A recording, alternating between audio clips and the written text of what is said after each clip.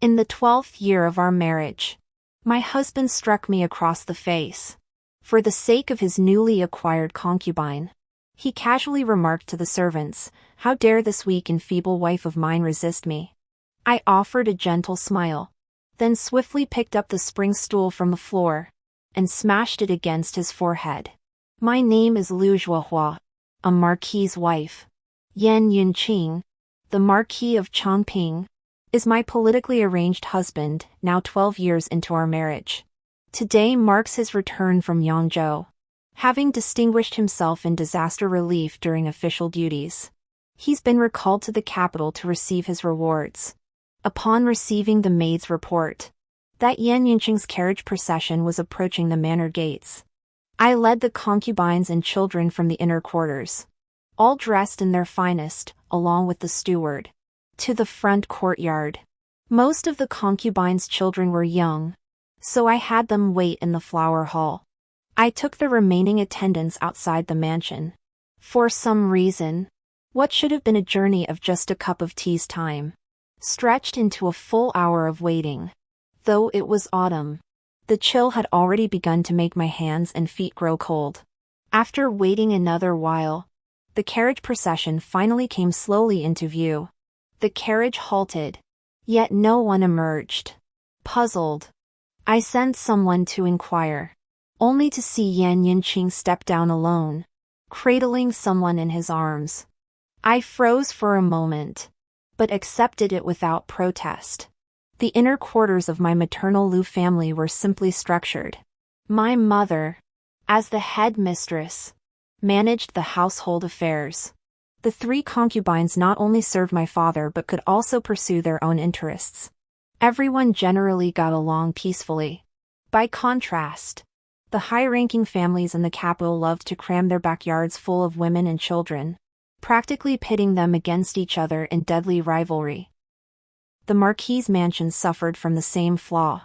New women were brought in year after year, adding up to over a dozen in total. With a smile, I approached and addressed Yan Yunqing directly. "Did your journey to Yangzhou go smoothly? My lord, you look rather gaunt, though still cradling the child." Yan Yunqing returned my smile with tender affection. As if newly wed, we chatted and laughed all the way back. In the early days of our marriage, Yan Yunqing and I shared a genuine depth of affection. He possessed striking good looks and considerable literary talent, skilled at painting my eyebrows, composing verses to praise my beauty and intelligence. At that age, when a maiden's heart stirs, falling for such a man was hardly difficult. We once shared wine beneath the moon, pouring out our hearts to each other. If he ever wished to take a concubine in the future, he need only inform me. I possess the magnanimity to accommodate such a thing. But I must remain the sole mistress of the household. Favoring a concubine over his wife? Don't even think about it. Laying a hand on me? That notion should never have crossed his mind. Back then, Yan Yunqing would laugh at my excessive caution. "I am a gentleman. How could I ever raise a hand against a woman?" As a newlywed, I naively believed his words held truth. At home, even when my father and mother argued fiercely, he never raised a finger. He'd say, "What kind of man hits a woman?" As the esteemed Marquis of Chongping, a royal relative, he surely wouldn't stoop to such vulgarity against his own wife. I paid little attention to the woman in Yan Yunqing's arms, but the concubines waiting in the flower hall erupted in commotion. Their expressions were grim, yet they forced smiles, trying to exchange a few words with Yan Yunqing. He, however, was noticeably colder than usual, even toward the concubine he had favored most before leaving the capital. I stood quietly by, observing. The woman in Yan Yunqing's arms was clearly awake, yet she kept her eyes closed, feigning sleep. Only when Yan Yunqing personally carried her to his own courtyard did they stop. The concubines murmured among themselves. I beckoned, signaling the steward to prepare a courtyard for the new arrival. Yun Yao Yao, this was the newcomer. Yun Yao Yao was Yan Yunqing's new favorite. Barely 18, She possessed a lotus flower face with a charming smile. And her eyes, brimming with tears, always seemed to hold unspoken words. Perhaps she was still adjusting to her new surroundings. Or perhaps Yan Yinqing's sweet words on the journey home had given her false hopes. This newcomer seemed intent on giving this old woman a show of force. On her very first day of paying respects and offering tea, she arrived half an hour late. Yin Yao Yao glided into the main hall, her lotus-pink gown accentuating her youthful delicacy. Her hair was styled in the capital's latest fashion, adorned with pearls and jade that were both elegant and charming. She performed a half bow with a graceful tilt, her voice particularly sweet and alluring. Last night, my lord was in high spirits and retired late. So this morning he allowed his concubine to sleep a little longer. They say the mistress is magnanimous. So I beg your forgiveness. Well. Not only did Yan Yinqing not come to the east courtyard to see me and the child on his first night home, but he also dares to test my limits. The room fell silent. The concubines kept their eyes downcast, holding their breath in fear. Another one who doesn't know her place. I closed the hand-copied sutra a concubine had just presented and smiled gently. Concubine Yun is new to the household. Serving the young master last night must have been tiring. I certainly won't blame her. It's just that she hasn't had time to learn the rules yet. That's my oversight. Nanny, bring Lady Yun a bowl of sand. She shall stand with it balanced on her head for 1 hour, a lesson in posture. See she isn't sunburned, the front corridor will suffice. Yin Yao Yao's smile froze. She tried to protest, but ultimately stood obediently with the sand bowl balanced atop her head for the full hour. Beneath the eaves, concubines passed by, exchanging glances. Recognizing an all too familiar sight they'd rather forget, they hurried away. Afterward, Yin Yao Yao wiped away tears, clutching her neck as she returned to Shilon courtyard. That evening, Yan Yinqing came to the east courtyard. Though his smile seemed strained, clearly, his mood was sour. Yao Yao is young and inexperienced. I hope you'll bear with her, madam. My spoon paused mid-sip as I nodded. Of course. I'll arrange for a wet nurse to instruct her properly. After all, she's in the Marquis's household. She must learn her place to avoid disgracing our family in the future. Yan Yinqing choked slightly, politely declining. A wet nurse has already been assigned. After briefly inquiring about the household affairs over the past months, she fell silent. The meal concluded in this quiet atmosphere.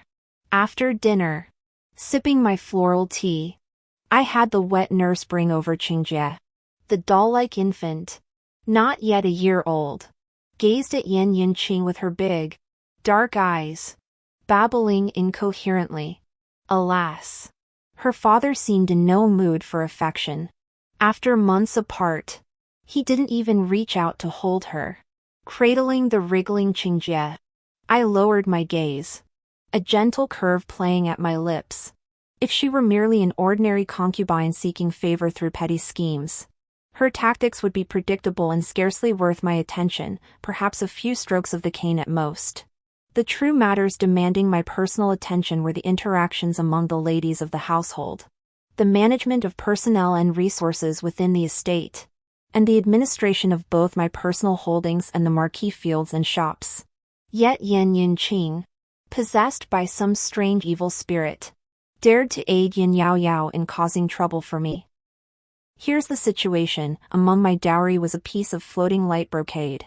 While I was organizing it one day, Yin Yao Yao happened to catch sight of it and immediately demanded it from Yan Yinqing. It's just a piece of cloth. If Yan Yinqing wants to win the lady's heart, he should buy it himself. Floating light brocade is quite valuable. But for a marquis, it's no more than the price of a flask of wine. If he truly couldn't manage it, he could simply instruct me to spare a piece from the household stock. Yet Yan Yinqing sent someone to demand it from me personally, specifically requesting the piece from my own chest. His exact words were something like, Yin Yao Yao is but an orphaned girl, lacking the wealth of the lady's family. It's merely a piece of cloth. I humbly request the lady's generosity. Incidentally, Yin Yao Yao entered the household as an orphaned girl from Yangzhou City, her parents deceased. No brothers to aid her. A wretched background. Fortunately, Yan Yinqing rescued her, creating a classic tale of a hero saving a damsel in distress. A single bolt of cloth. In the past, whenever I found suitable pieces among my dowry, I would give them to the children in the household, or even bestow them upon the concubines. But ultimately, it remains my dowry. Since ancient times, it has never been proper to use a wife's dowry to curry favor with a concubine. I shot a glance at the matron, who approached with a troubled expression. Why didn't concubine Yin send word directly? The soft, patterned brocade was already taken to make a small quilt for our young mistress. The attendant could only offer an awkward smile. Then the servant will inquire about the young master's wishes. Not necessary, I replied calmly, turning instead to instruct the matron to select a bolt of cloud flow brocade from the storeroom for Lady Yun. The attendant, hearing this, detected no impropriety and cheerfully returned to report. Instead of the floating light brocade, Yun Yao Yao received a piece of floating cloud brocade. When Yan Yinqing came by, she silently shed tears. When Yan Yinqing approached with a dark expression, I was embroidering a handkerchief for Sister Qing. He immediately began questioning me. Lucier, it's just a piece of fabric. Why must you be so petty? If you didn't want it, that's one thing, but to humiliate Yao Yao. I thought you were magnanimous, but your heart is truly malicious. I calmly put away my embroidery and lifted my eyes to meet his gaze directly. Yan Yinqing frowned, clearly uncomfortable with my direct stare. My lord, what are you saying? It's just a piece of fabric. I flashed an innocent smile, then shifted my tone. Within the household, concubines without sons receive 10 taels of silver monthly beyond basic provisions. A piece of floating light brocade costs roughly 100 taels at most.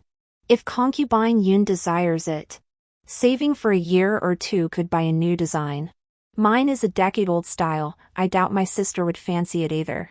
This was my subtle reminder, this was my dowry, and I didn't want to have to make it explicit. Besides, I had already sent her the floating cloud brocade. To now bring a mere piece of cloth before the young master was truly improper.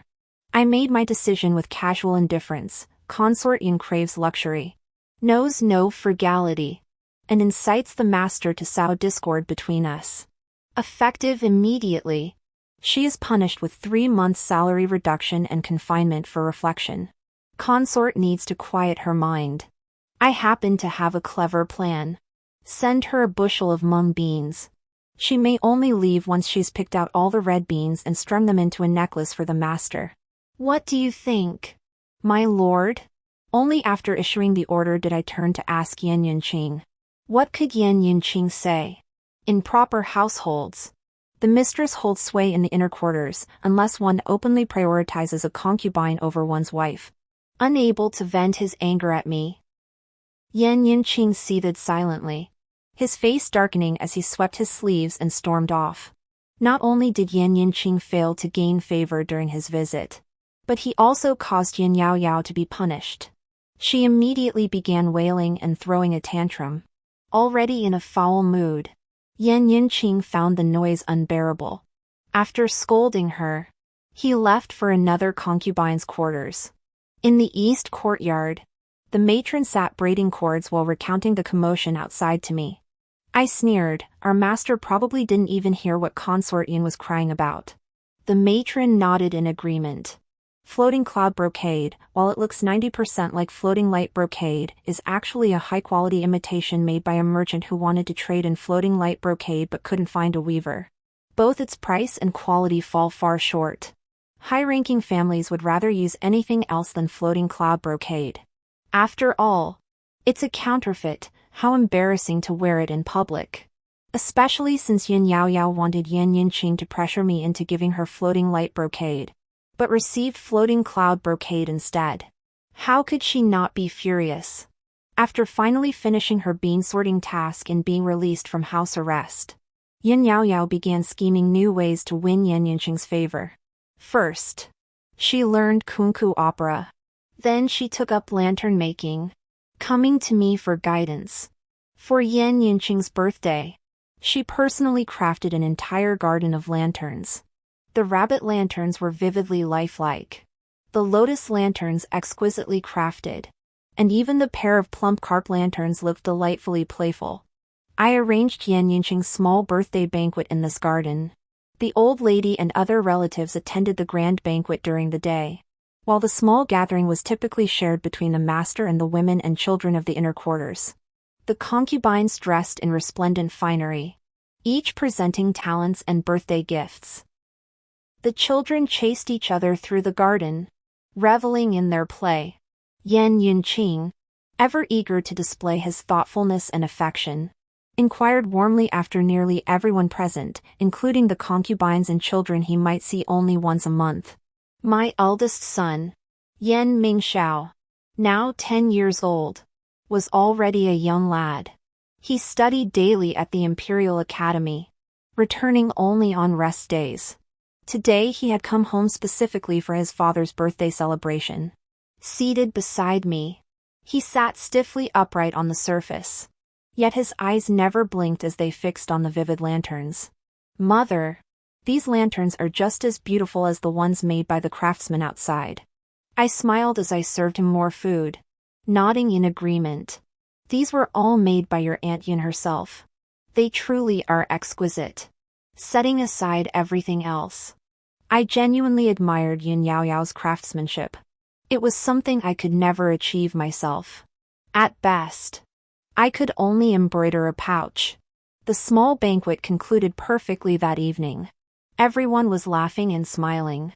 Yin Yaoyao and I even exchanged a few words, as if all past misunderstandings had vanished. After that night, Yan Yinqing grew increasingly doting toward Yin Yaoyao. He spent most of his time resting in her courtyard. Naturally, I had no objections. The concubines in the rear courtyard mostly had children of their own and lived their separate lives. Those without children kept themselves occupied. As long as appearances were maintained, I didn't impose excessive restrictions. Another month passed before news came from Yin Yaoyao's quarters. She was with child. Barely a month along, Yan Yinqing was overjoyed, and for a time, Yin Yaoyao basked in boundless glory. Now in his 30s, Yan Yinqing had 5 sons and 6 daughters. Others would often remark, "Many children bring great fortune." This very fact also earned me a favorable reputation among the noble ladies in the capital. Yet, he seemed to place particular importance on Yin Yaoyao's pregnancy. Not only did he visit her daily, but he also personally inquired about her pulse.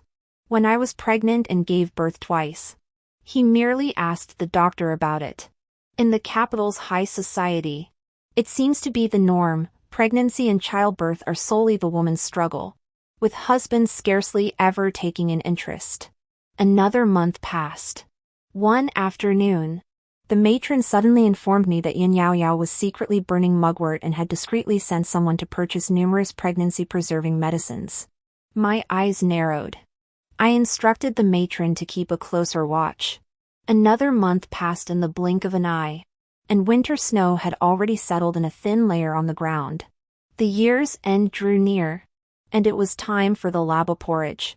Following tradition, I had various beans, cured duck, cured pork, peanuts, and nuts prepared to begin simmering the laba porridge. After laba came the new year, and I was busier than ever. The porridge was ready early that morning.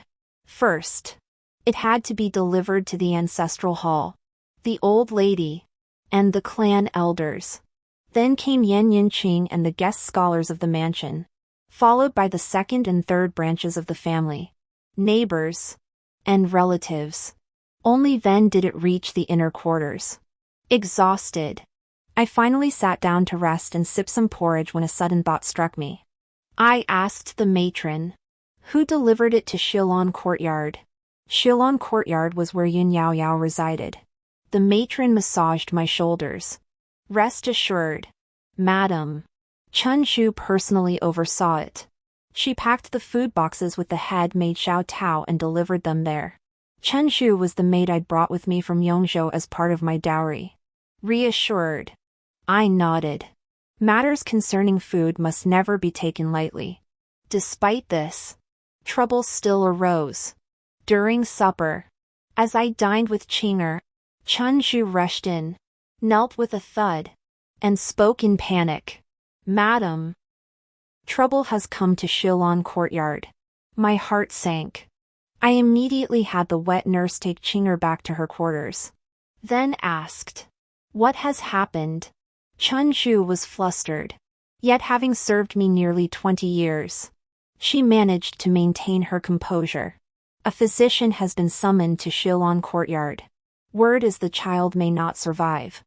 I rose, ordered guards to secure the courtyard, and hurried over with Chun-Shu and the wet nurse. Yan Yinqing was already there. The room was in utter chaos. Maids rushing in and out, carrying basins of bloody water. Yan Yinqing sat in the hall, his face as still as water, an atmosphere of impending storm hanging over him. I stepped forward and asked, how is Lady Yun? The doctor, drenched in sweat, replied in a hoarse voice, Madam, this pregnancy, it may not be saved. His voice trailed off. Before the words had fully left his mouth, wails erupted from the inner chambers. Xiao Tao, Lady Yao Yao's personal maid, stumbled out, collapsing to her knees before Yan Yunqing and me. Your lordship, our mistress has lost her child. The young master is gone. Wah. Yan Yunqing's face turned ashen. He lunged toward the inner chambers, halted by a faint, weak voice from within. My lord, Yao Yao's child, our child, is gone. Yao Yao's constitution is frail. Conceiving was already difficult. She may never bear you a child in this lifetime. We will never have children. Yan Yunqing erupted in fury. She was perfectly fine yesterday. How could she lose it today? The physician cowered nearby. Madam, it seems she consumed something that stimulates blood flow, which caused the miscarriage. Xiao Dao sniffled and wiped her tears. Madam had such a difficult pregnancy this time, suffering severe morning sickness. Today she only had a bowl of congee and couldn't eat anything else. After a lukewarm glance at Xiao Tao, I turned to look at Chun-Shu. Chun-Shu shook her head softly. Yan Yinqing slammed his hand on the table. The child was perfectly fine. How could it just vanish? Investigate. Get to the bottom of this. Xiao Tao brought over the food box and bowl. Indeed, it was today's labo porridge. She also brought other cups and bowls, along with today's soup dregs. The physician examined everything meticulously. The room fell deathly silent, broken only by occasional sobs from within. An hour passed as every item was scrutinized. The physician's gaze finally settled on the food box. After some probing, he discovered powdered herbs, including angelica and motherwort, known for promoting blood circulation and dispersing blood stasis, mixed into the inner wall where the bowl had rested. Before I could get a clear look, Xiao Dao burst into wailing. Your lordship, you must avenge my mistress. She thought the labo porridge was sent by the lady of the house. Though suffering terribly from morning sickness, she drank a large bowl. She had no guard against the lady at all. Yan Yinqing flew into a rage, storming toward me in 2 strides. His hand shot out, landing a sharp slap across my face. You poisonous woman. You've targeted Yao Yao time and again, and now you've poisoned our child. What more can you say? A stinging pain shot across my cheek, and I could taste the metallic tang of blood in my mouth. The hall fell deathly silent. The maidservants' glances were elusive, yet piercing.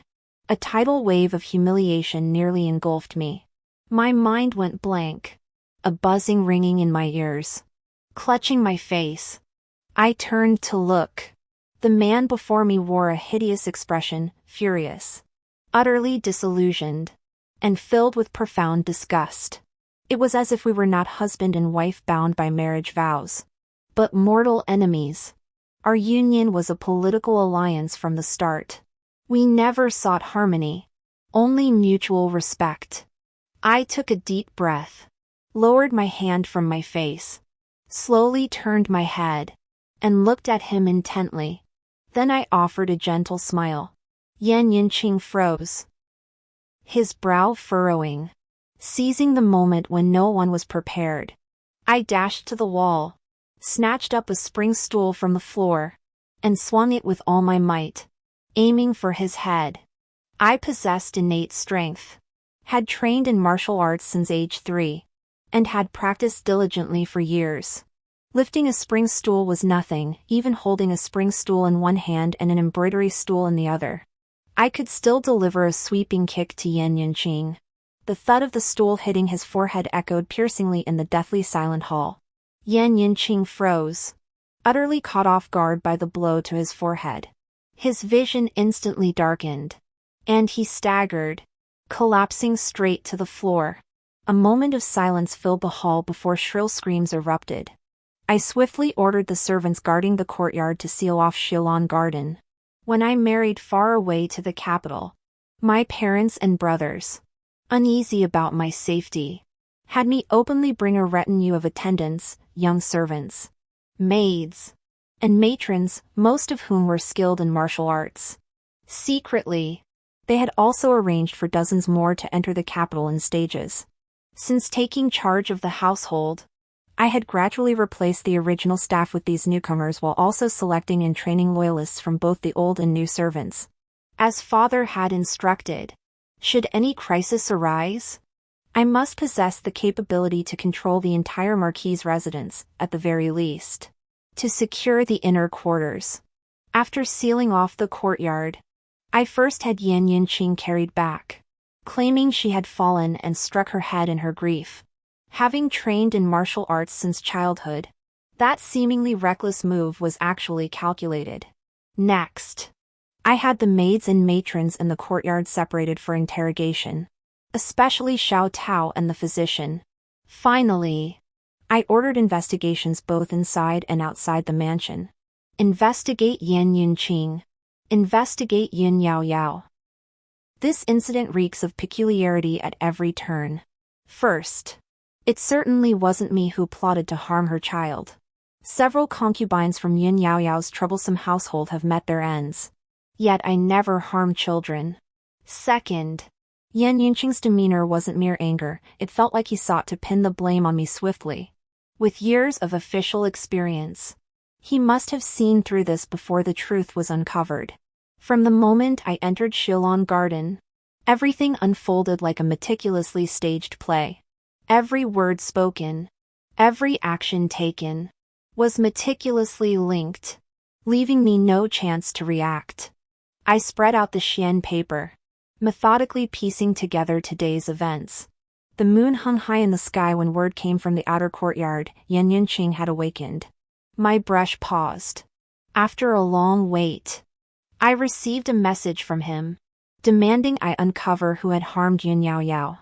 I waved them away, dismissing everyone. Early the next morning, those who had questioned the maids and matrons returned with their report.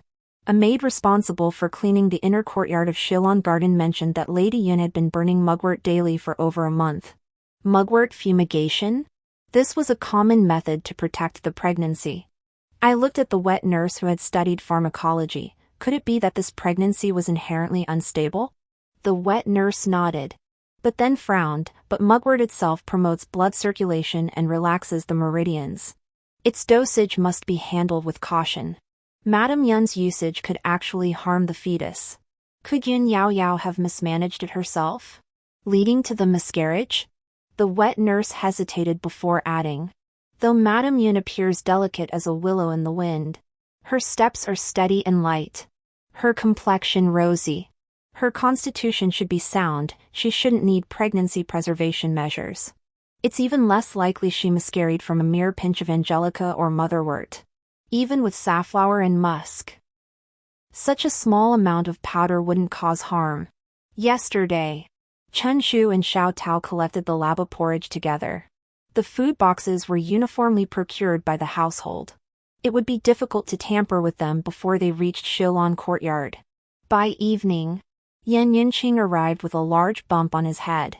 He ordered me to uncover who was responsible within 5 days, threatening to strip me of my household management authority if I failed.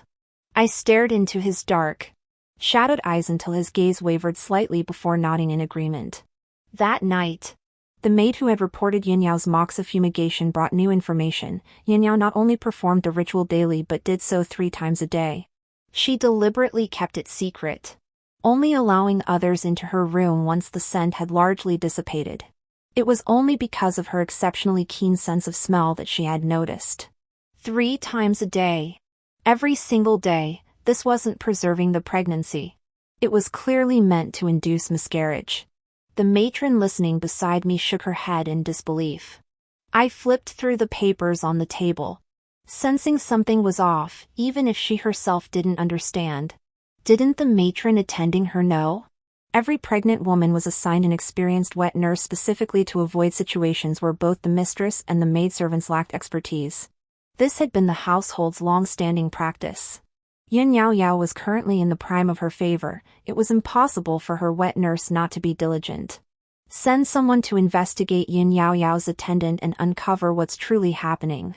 For now, we can only proceed cautiously, 1 step at a time. A day passed, and it was time to pay respects to the old lady. After the other sisters-in-law had spoken, the old lady kept me behind alone, likely concerning Yin Yao Yao's matter. The matriarch shifted sideways, leaning half against the couch. I stood below her, eyes lowered, back straight. She studied me for a moment before sighing and sipping her tea. Eldest daughter-in-law, these years have not been easy for you. I know you are naturally kind-hearted, but excessive compassion can disrupt the household order. I respectfully replied, it is Shuohua's oversight. I am sorry to trouble mother with this. The matriarch sighed again, waving her hand, this is not your fault.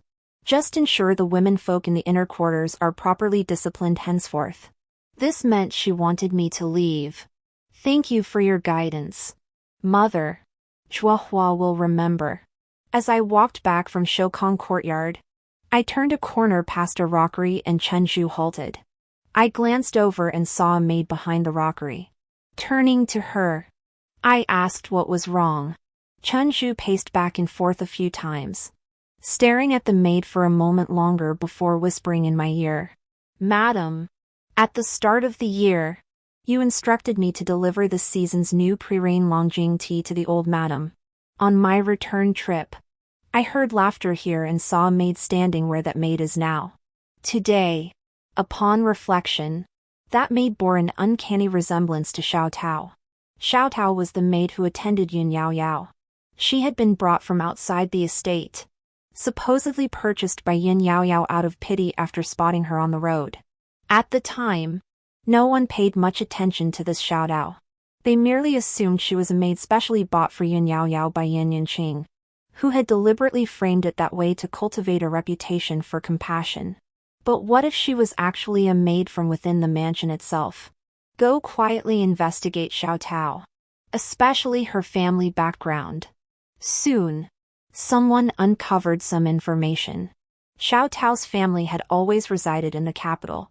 She had previously done odd jobs for others. But 6 months prior, she suddenly announced she was moving away. Upon closer inquiry, it was precisely in early June. Early June coincided precisely with Yan Yinqing's official business trip. Could such a coincidence truly exist? Then there was the matron attending Yin Yao Yao. Investigations revealed she was the sister of Yan Yinqing's own wet nurse, previously working at an estate on the city's outskirts, directly assigned by Yan Yinqing himself. At the time, I simply assumed Yan Yinqing wanted to express his affection for Yin Yao Yao and spared me the trouble of arranging staff. So I didn't ask further. Now, after thorough investigation, this matter hardly involves any other concubines. Instead, every thread leads back to Yan Yunqing. Another day passed, and Yan Yunqing came to dine with me at noon. His face still set in a stiff expression. Yet he brought someone with him, the steward responsible for the household utensils. I looked over as the steward bowed respectfully. Recently, Consort Zhou mentioned the food boxes were unsatisfactory. The meals delivered always cooled too quickly. She suggested replacing them. They appear identical, but the inner compartments are different. The rice porridge delivered to Lady Yun that day had been served in these very new boxes. I saw no issue. Even if new, they were uniformly procured by the household. Beyond bowls, chopsticks, and spoons, all serving trays across the courtyards were centrally managed, with food boxes distributed uniformly by the estate. The steward explained, the eldest young lady recently hosted a small banquet, inviting young ladies from other households. All the newly purchased food boxes were requested by Lady Zhou. The eldest young lady is the daughter of Lady Zhou Tong, now 9 years old herself. Lady Zhou Tong is the concubine-born daughter of the junior minister of the Supreme Court of Justice. She often invites the young ladies and daughters of her sisters-in-law to the mansion. The Marquis enforces strict rules. The young ladies have never stepped beyond the inner courtyard since childhood. I usually turn a blind eye to such small gatherings. The steward added that Zhou Tong only had the food containers returned to the kitchen on Laba festival morning. Little Tao, who had come to collect Laba porridge, heard they were newly purchased and immediately took one. Before she could finish, another servant arrived to report. Remnants of angelica root and motherwort, along with powdered safflower, had been discovered beneath the peach tree in Fuchun courtyard, where Zhou Tong resided. Yan Yunqing's eyes darkened with menace as he coldly ordered the person to be brought forward. When Zhou Tong arrived, she still wore a bewildered expression. She stole a glance at me, and I pursed my lips and shook my head. Yan Yunqing slammed the teacup in his hand onto the table and barked. Zhou, you harmed your own offspring. What do you have to say for yourself? Zhou Tong flinched violently, crashing to her knees with a thud. Her voice stuttered. Your lordship. I didn't know. Yan Yunqing's gaze turned icy as he flung the packet of powder dug from beneath the tree at her feet. The powder that caused Yao Yao's miscarriage was found in your courtyard. You took the food box too. The evidence is clear. You still dare to argue? Zhou Tong picked up the paper packet from the floor. It still carried a faint, familiar scent of flowers and earth. Indeed, throughout the entire estate, only her courtyard had a peach tree. She shook her head frantically, crying out her innocence. Your Excellency, I had no reason to harm Lady Yun. I am innocent. She crawled over, clutching my legs in tears. Madam, save me. I never harmed anyone. I am wronged. Yan Yunqing kicked out at her. I quickly pulled her away. Yan Yunqing then snatched a teacup nearby and hurled it at her, cursing all the while, you venomous woman. Servants, seize her. Zhou Shi is consumed by jealousy and harms her own offspring. Confine her to her quarters. Zhou Tong clutched her bleeding head, cowering beside me as she sobbed. I'm innocent. I pulled her back, glancing at the matron who tried to intervene, and argued with Yan Yunqing. Your Excellency, there may be more to this.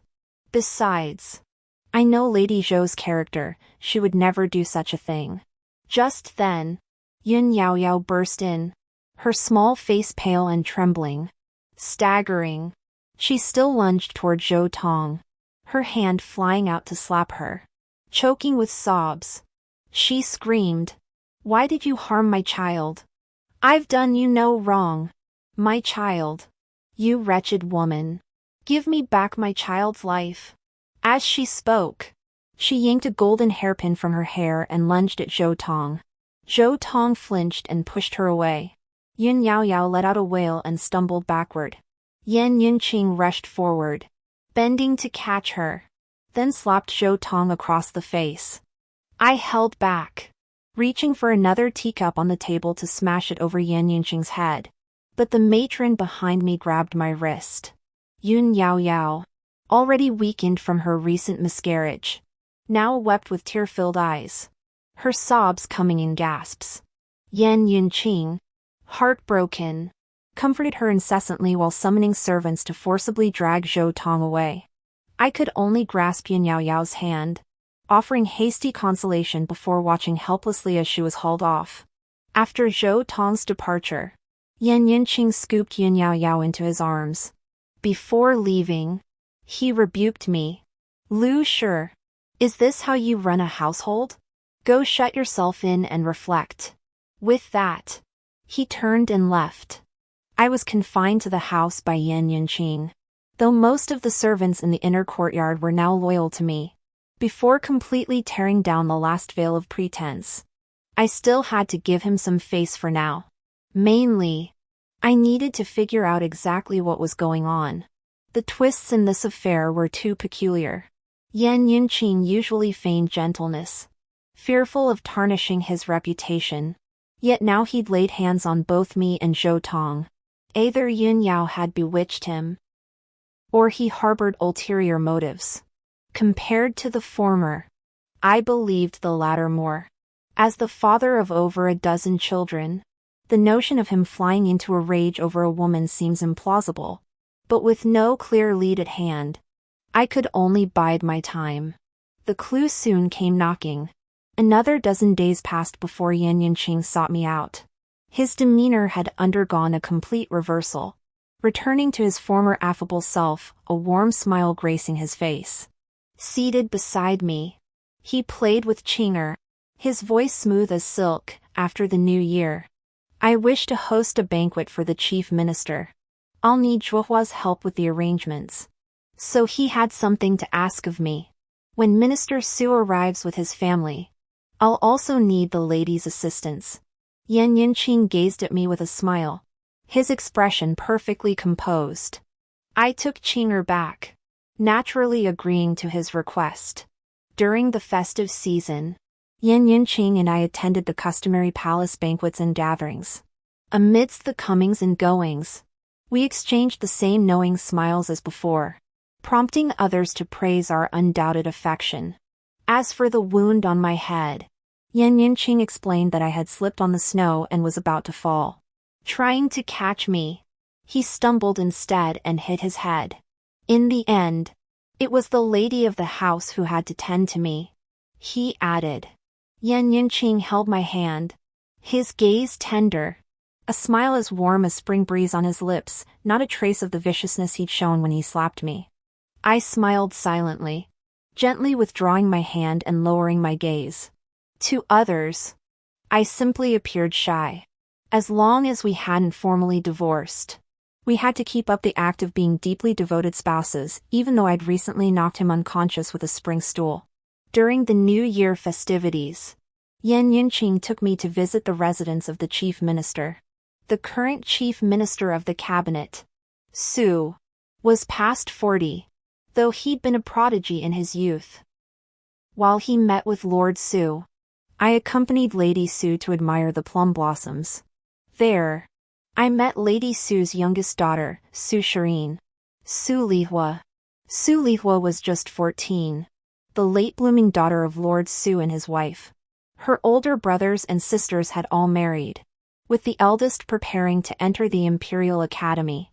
The young girl possessed a radiant and commanding beauty. Her crimson cloak stood out vividly against the snow, overshadowing the garden's crimson plum blossoms. She was utterly spirited, stealing glances at me from afar with eyes full of curiosity and vitality. Madame Su scolded playfully. She's a little monkey, nothing like my quiet self back in the day. I chuckled in response.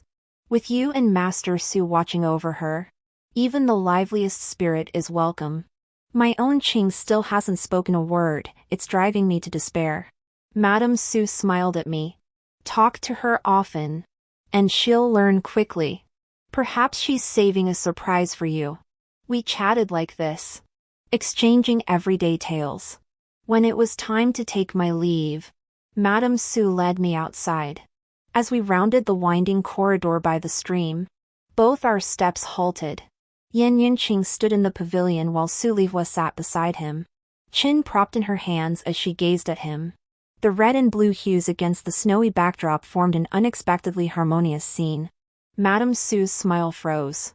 She turned to look at me, and I returned her gaze with a composed smile, approaching them with calm poise. "What were you discussing with Miss Su, my lord?" I inquired with a smile. Su Lihua interjected first. "Rumor has it the Marquis of Chongping and his lady share a deep bond. I merely sought the Marquis's counsel on the art of marital harmony." Before I could respond, Lady Su stepped forward and gave Su Lihua a sharp slap on the back. "You shameless little thing." I waved it off, unconcerned. On the carriage ride back, Yan Yunqing remarked casually, "Su girl and I discussed nothing of consequence. You needn't dwell on it." I withdrew my gaze from the window and studied him before replying softly. "Rest assured, my lord, Su girl is still unmarried. A touch of curiosity is only natural." Back in the east courtyard, Chen Zhu remarked with a hint of displeasure, "Madam, Miss Su's gaze toward your husband today was rather suggestive." She stood behind me, drying my hair. I'd been drifting off to sleep, but upon hearing this, I merely replied casually, "So what?" The eldest daughter of the chief minister's household wouldn't lower herself to become his concubine anyway. Chen Zhu pursed her lips and said no more. 20. Sometimes I marvel at myself. What is a self-fulfilling prophecy?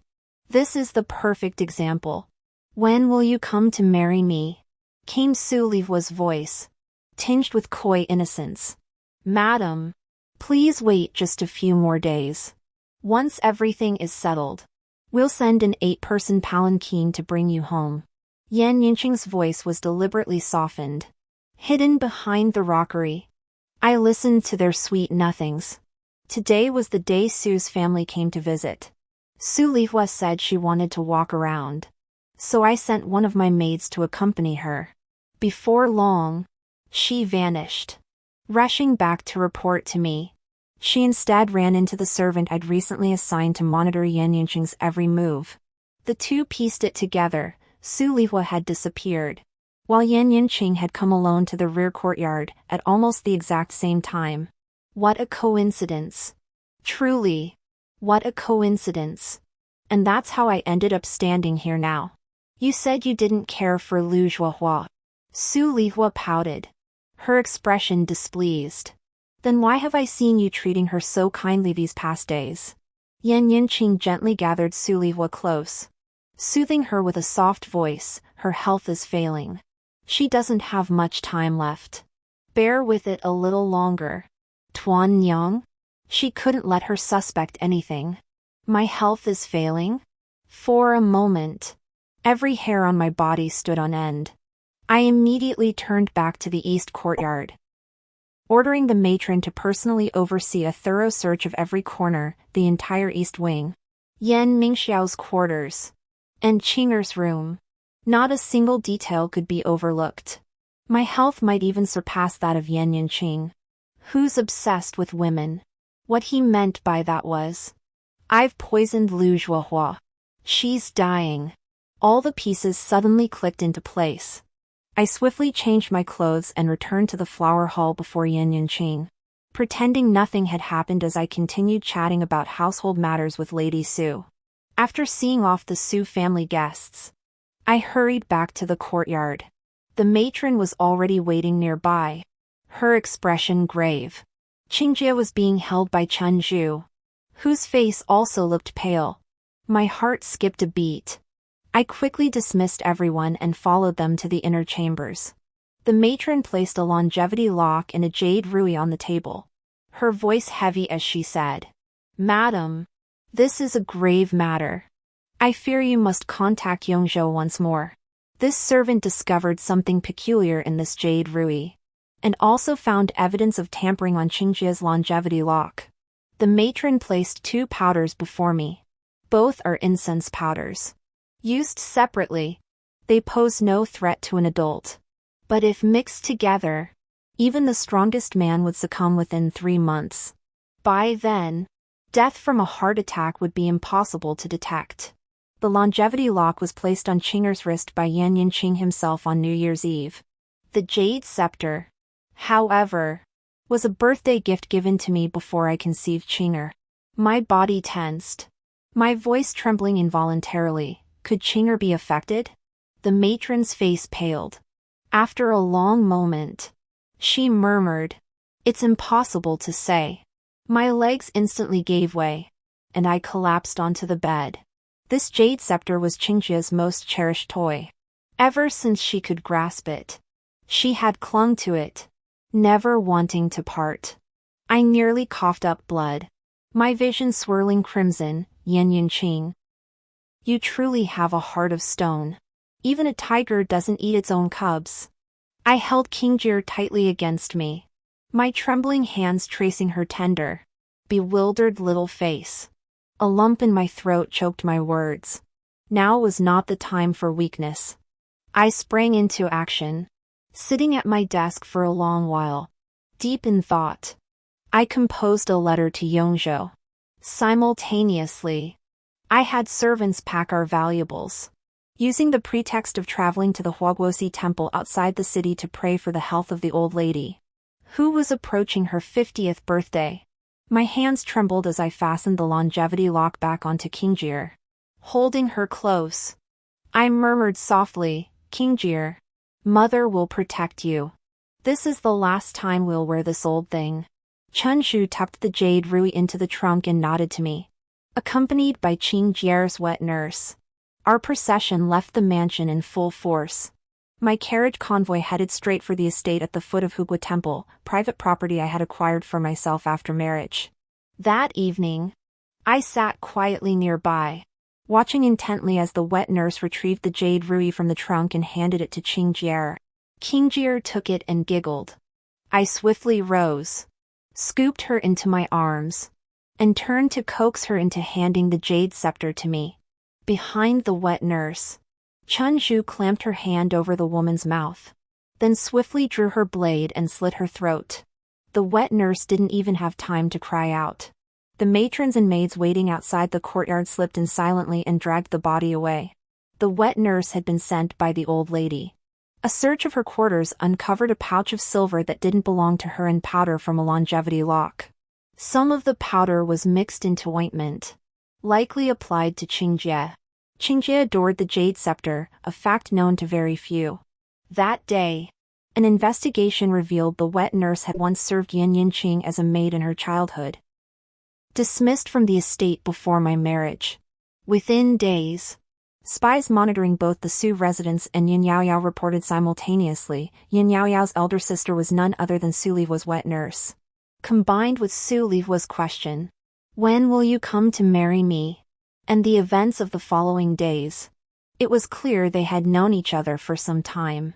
The jade scepter from a year ago further confirmed that he might have long intended to harm me, but had yet to find the right opportunity. He discovered that I rarely wore jewelry, yet kept Qing'er close to me daily, caring for her personally. Given our current relationship, I might not wear gifts from him, but I never removed the longevity lock for my daughter, nor did I guard against it. What a ruthless heart, utterly indifferent to Qingjie's life or death. Watching the doctor take Qingjie's pulse, my heart turned to ice. She was so young, and with direct exposure, she likely wouldn't survive 3 months.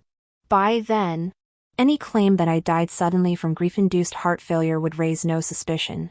But it doesn't matter. Yan Yanqing won't live much longer either. A month later, during the imperial hunt, Yan Yanqing came to invite me. I feigned disappointment, sighing as I held Qing'er close. "She's still so young and needs me. My lord, please take another daughter instead." Yan Yanqing glanced at Qingjie, his gaze lingering on her neck. He nodded and left. I pressed my lips into a smile, unfolding the paper slip on the table. It read plainly, "All is ready. We only await the moment to catch the turtle in the jar." Within days, news arrived. the emperor had been assassinated. The Marquis of Chongping, though credited with saving the emperor, was struck down by the villains and died instantly. Deeply grieved, the emperor granted special permission for the Marquis of Chongping to be buried with the honors of a loyal duke. His heir, Yan Mingxiao, would inherit the duke's title upon coming of age and was now designated as the crown prince of the duke. The marquis's wife, Lu Zhuohua, was elevated to the rank of first-class noble lady, titled Lady and of the State. When I returned to the marquis's residence, now the duke's mansion, with my people, everything was shrouded in pallid gloom. My face bore deep sorrow, and I fainted from grief multiple times. Outsiders often remarked on the profound love between Yan Yinqing and me. One day, while tending to my ailing mother-in-law, she fixed her gaze upon me, her lips moving as if struggling to speak, her voice raspy like a broken bellows. "Was it you? Was it you?" Confused, I tucked the quilt around her shoulders, my expression tinged with the sorrow of a widow. "Mother, what are you saying?" Zhuohua doesn't understand. Her fingers trembled, straining to grasp my sleeve. I rose, deftly avoiding her touch, and curtsied gracefully. "Mother, your grief is overwhelming. Please rest." Zhuohua takes her leave. A month later, as I pruned the orchids in my chamber, I turned to find Yin Yaoyao still kneeling on the floor. With a soft chuckle, I set down the shears and sat down gracefully. "Tell me," I said, "about concubine Yun's background and my sister?" Yin Yaoyao no longer bore her former delicate demeanor, her expression was calm and composed. It turns out Yan Yinqing made contact with the chief minister of the cabinet, Lord Su. 2 years ago. He had already gained everything he could from our Lu family. Wanting to advance further, he connected with Lord Su. He sought to emulate the past by forming an alliance through marriage with the Su household. But Su Lihua, as the chief minister's legitimate daughter, could never become someone's concubine. So I had to leave, while preserving Yan Yinqing's reputation. But soon after, I became pregnant. Yan Yinqing planned to bring a woman home to provoke me, combined with the jade ruby earlier and the coral bracelet he gave me later. A kind of death wish, hoping for a double tragedy. Little did he know I disliked jewelry. After 10 years of marriage, Yan Yinqing hadn't even noticed. By the time King Jir was born, the woman he'd intended to use against me had been thoroughly dealt with. He himself had to leave on official business. This time, he sought to ruin my reputation before divorcing me, using the most convenient accusations, jealousy and malice. Su Lihua, growing older, feared Yan Yinqing might take the charade too far. So she sent Yin Yaoyao, the younger sister of her own wet nurse, to handle the situation. Yin Yaoyao arrived ahead of time at Yan Yinqing's official post, transformed herself into a Yangzhou courtesan, and fabricated a pitiful orphan's identity to return to the capital. Her mission was to provoke me relentlessly, hoping to tarnish my reputation beyond repair. Xiao Tao arrived around the same time. As Yan Yinqing's confidant, her mission was to clarify the household's dynamics and my role to Yun Yaoyao. "But madam, I'm pregnant," Yun Yaoyao gasped, covering her face. Her voice was hoarse.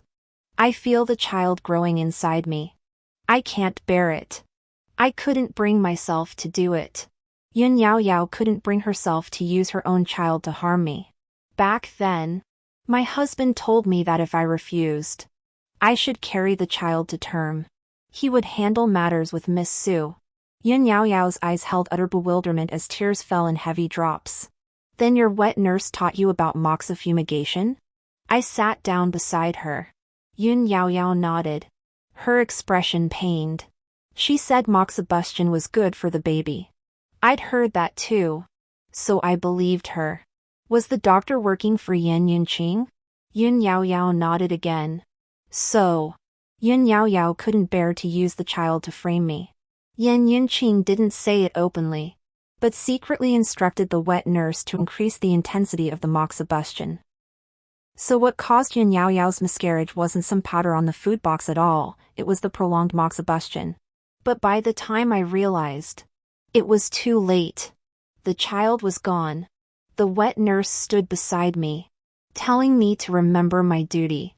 Only then did I understand. From the very beginning, Yan Yinqing had been deceiving her. Yan Yinqing sought to pin the blame on me, denying me any chance to explain. He struck me across the face, hoping to throw me into disarray. He never anticipated I would strike back, nor did he foresee my order to seal off Shilon courtyard. This all exceeded his calculations, forcing him to hold his ground. When I uncovered that Xiao Tao's family had abruptly relocated in June, panic seized him. Fearing my investigation would lead back to him, he hastily pinned the blame on Zhou Tong. He ordered me to cause a scene to muddy the waters. Then, citing my incompetence as steward, he confined me to my quarters, hoping to sweep the matter under the rug and regroup. Su Lihua, however, was displeased. He had no choice but to go all the way, poisoning me outright. What happened afterward, Yun Yao Yao knew nothing of. I motioned for Yun Yao Yao to rise, but she refused, staring blankly as she asked, "Madam, may I ask how he truly met his end?" I merely smiled without reply. Yin Yao Yao's face twisted with bitterness as she bowed her head to the floor. "Yao Yao offended you earlier. Yet I must still rely on you for my livelihood. Please punish me." After some thought, I ordered her to receive 20 strokes. The blows fell upon her palms. After all, she had been deceived and manipulated. Having lost her child, and with her sister reportedly banished to the outskirts, she had received her punishment. As for how Yan Yinqing died, since my childhood martial arts training, my master taught me, among all martial arts, only speed cannot be broken. In all matters, one must emphasize swiftness, precision, and ruthlessness. I sat quietly before my writing desk, unfolding the paper folds from Yongzhou. One letter read, "Little sister, do not panic. It is merely a matter of taking the son to avenge the father." Another stated, "Catching a turtle in a jar." The latest one read, "That day, seated at my desk, I penned letter by letter a request to my clan to strike first. A son-in-law harboring treacherous thoughts versus a young heir bearing the Liu bloodline, any fool could see which choice to make. A month was ample time for the Liu clan's assassins to reach the capital and set their ambush. If Yan Yinqing sought to plot my death and ruin my reputation, then let him die, and in doing so, secure a brighter future for my son and me. The Liu family had assassins lurking at the autumn hunt. The emperor's assassination was merely a cover, the true target was Yan Yinqing. Even if he failed to sacrifice himself in the emperor's defense, he must perish at the hunt. With Yan Yinqing dead, no one would suspect us in Yongzhou. The world always assumes women are too delicate to commit such acts. Spring gave way to summer. News arrived that Su Lihua, the daughter of Grand Secretary Su, had accidentally fallen into the lake while boating and was rescued by a passing scholar. Summer attire being thin, Su Lihua's reputation was ruined, forcing her into a hasty marriage to that scholar. Upon hearing the news, I had just finished copying a scroll of the Diamond Sutra. I tossed the paper scrolls sent from Yongzhou into the charcoal brazier before me. The premium silver thread charcoal swiftly consumed the sutra scrolls, leaving nothing behind. From that day onward, I bore the title of imperial consort, blessed with both sons and daughters. I sent my mother-in-law to a hot spring retreat in the outskirts to enjoy her twilight years. The concubines in the rear courtyard each lived their own little lives, occasionally visiting me in my chambers to sip tea or play leaf cards during their leisure hours. Qing Jie followed her sisters inside, pressing a pink crabapple blossom into my hand with a sweet voice, "Pretty flower. Pretty mother. Give it to pretty flower." I picked up King Jie, her hair damp with sweat from play, and exchanged a knowing smile with Zhou Tong across the room, who was murmuring about her eldest daughter. You mentioned the assassination attempt? After investigation by the Supreme Court, the clues pointed to the chief minister's household. Magistrate Sue has been vehemently protesting his innocence and hasn't had it easy lately. End.